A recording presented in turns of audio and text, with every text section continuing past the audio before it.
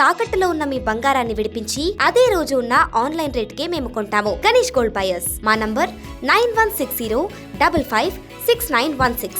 రాష్ట్రానికి మేలు జరుగుతుంది. ఈ విధంగా అవాస్తవాలు మాట్లాడి ఏదో అబద్దాలు ప్రచారం చేసి కాంగ్రెస్ ప్రభుత్వాన్నో ముఖ్యమంత్రినో బదనాం చేసే ఈ అలవాటు హరీష్ రావు మానుకోవాలని చెప్పి నేను సలహా ఇస్తున్నా. పూర్తిగా అసలు ఈరోజు హరీష్ రావు గారు ఇచ్చిన స్టేట్మెంట్ లో ఏమీ వాస్తవాలు లేవు. బంకచర్ల అంటున్నాడు.